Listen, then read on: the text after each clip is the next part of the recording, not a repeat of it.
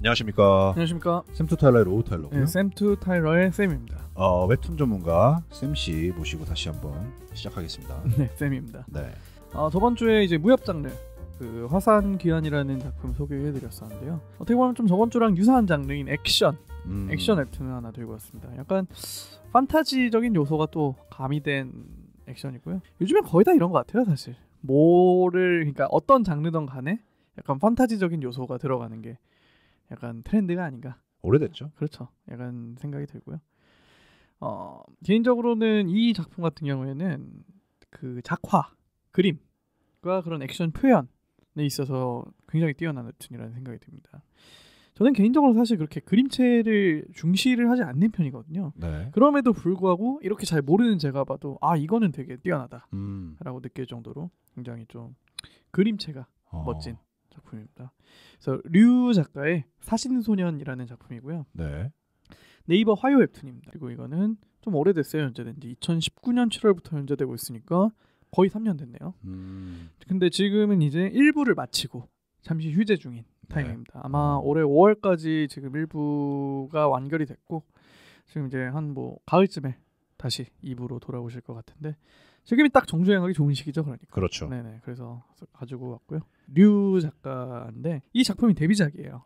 사신소년이라는 작품이. 근데 경력이 굉장히 특이합니다. 이분이 원래는 만화와는 전혀 관련 없는 삶을 살아오셨어요.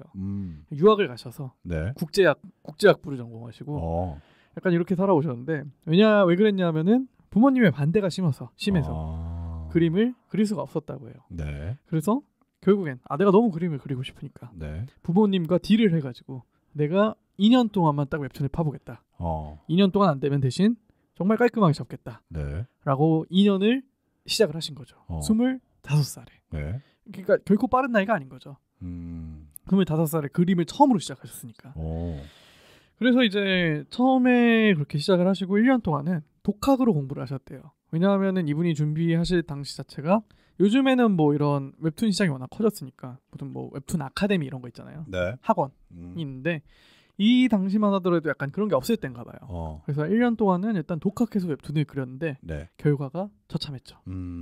그림 실력은 별로 늘지도 않은 것 같고 네. 또 웹툰은 어쨌든 스토리도 중요한데 스토리 짜는 능력도 그렇게 약간 발전하지 않은 것 같고 1년밖에 안 남았잖아요. 이제 그렇죠. 2년을 약속을 했는데 그래서 그 나머지 1년은 이제 현직 웹툰 강사분의 그 작가분의 소개를 받아가지고 네. 그분의 일종의 문화생으로 약간 강의도 하시는 분인가 봐요. 이제는 이제 좀 그런 인프라가 생길 때쯤이어서 네. 그 웹툰 작가분의 강의를 듣고 이제 스토리를 계속 수정을 하면서 데뷔를 준비를 하셔서 데뷔를 하시게 된 게 이 사신소년이라는 작품입니다. 사실 대단한 거죠. 왜냐하면 제가 앞서서 소개를 해드렸듯이 이 사신소년이라는 작품은 거의 그림체가 반 이상을 차지하는 작품인데 그거를 맨 땅에 헤딩을 해가지고 2년이라는 시간 동안에 만들어낸 거죠. 어떻게 보면은. 그렇죠. 그게 정말 사람의 열정이라는 게 정말 이렇게 대단할 수 있구나. 그러니까 원래 재능이 있었다고 보기도 좀 애매한 게 네. 처음 1년 동안은 잘 안 됐거든요. 처음 1년 동안 독학하셨을 때. 그렇죠. 뭔가 근데 이제 되게 정말 피를 깎는 노력을 하셨다고 해요. 그래서 그 문화생으로 들어가셔서도 약간 동료 그런 문화생분들과 함께 그런 서로 진짜 칼 같은 피드백 그런 걸 주고 받으면서 이제 성장을 해가지고 팩폭으로. 네네네. 그래서 그때 같이 그리시던 분들이 다 지금은 데뷔를 하셨다고 합니다. 네. 이 사신소년이라는 작품의 주인공은 이경호라는 17살의 고등학생입니다. 네. 남학생이고요. 이 이경호라는 친구는 어린 나이에 사고로 엄마를 잃어요. 그래서 어머니가 선박사고로 돌아가시고 고아가 됩니다. 원래 이제 어머니랑 둘이 살던 그런 가정이었는데 이렇게 고아가 되면서 성격도 좀 어두워지고 학교에서는 좀 지속적인 괴롭힘을 당합니다. 그러다 보니까 이제 삶을 더 이상 살아갈 약간 원동력이 없는 거예요. 그래서 결국엔 자살을 시도를 합니다. 네. 1화에서. 그래서 한강에 몸을 던지는데 깨어나요. 네. 구조가 됩니다. 구조가 돼서 이제 병원에서 깨어났는데 나는 왜 구조가 됐는가라고 하고 다시 한번 또 자살을 시도를 하러 이번엔 건물 옥상으로 올라갑니다. 네. 근데 그렇게 찾던 도중에 사신을 만나게 되는 거죠. 사신인데 우리가 데스노트에 나오는 그런 우락부락하게 생긴 사신이 아니라 굉장히 누나예요. 누나. 사신이. 그렇죠. 여자 캐릭터입니다. 여자 캐릭터. 굉장히 뭔가 예쁜 미모의 미모의 사신인 시이라라는 네. 사신을 만나게 됩니다. 이제 그래서 사신은 원래 거래를 제안을 하잖아요, 항상. 그렇죠. 사신인 이 시이라가 이경호라는 친구한테 계약을 제의를 합니다. 네. 나에게 특별한 티켓이라는 게 있다. 어.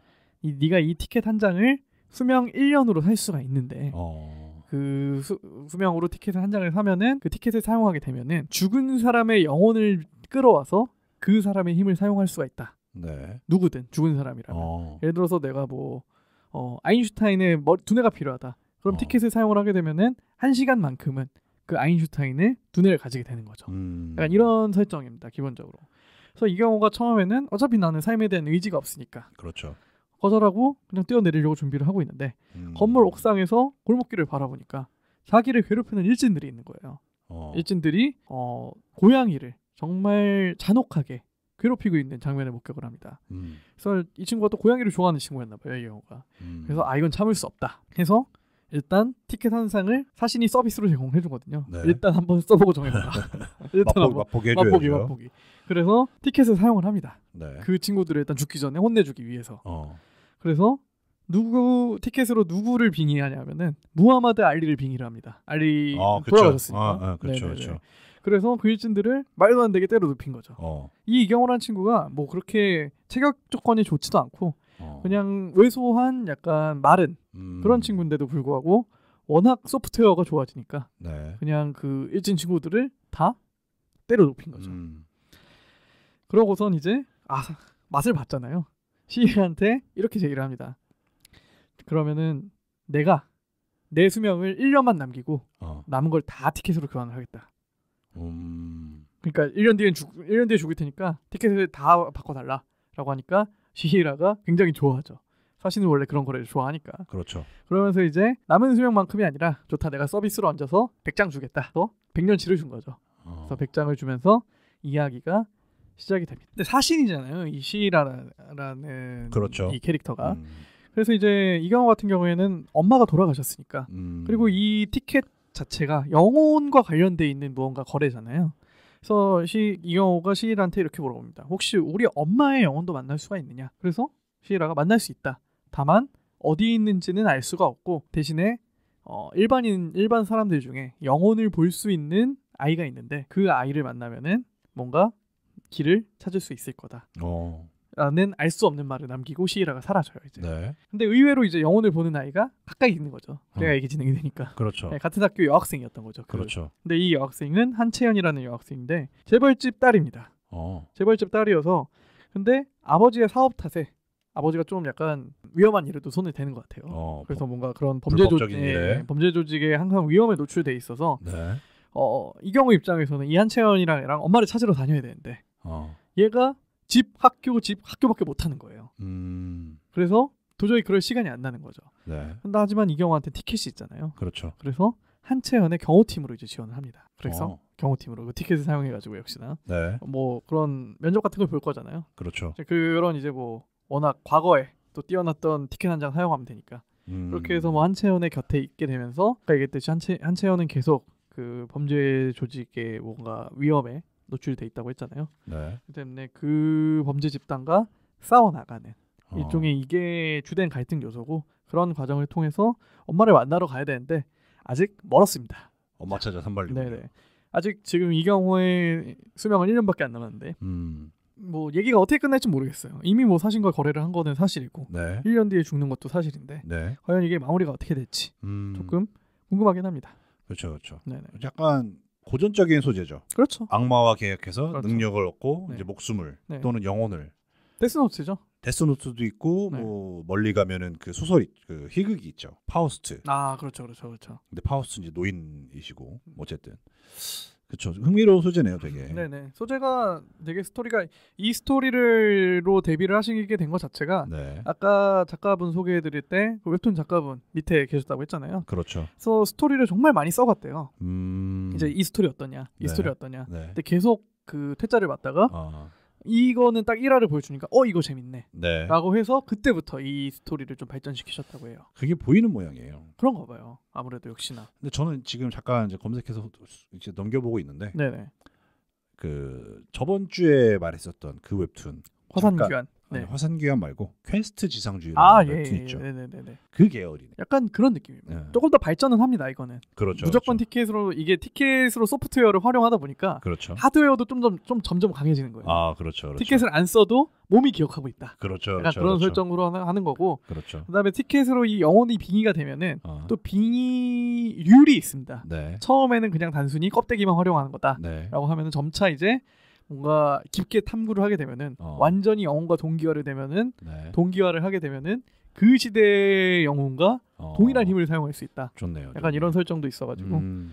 어쨌든 그렇고 그렇기 때문에 다양한 과거 인물이 많이 나와요. 그래서 뭐 아까 얘기했던 무하마드 알리, 그렇죠. 뭐 그렇죠. 이소룡, 브루스리, 그렇죠. 그렇죠. 뭐 중간에 코비 브라이언트도 한번 나옵니다. 그렇죠. 코비 브라이언트도 몇 년 전에 자고하셨죠. 안타까운 네. 사고로 돌아가셨으니까 네.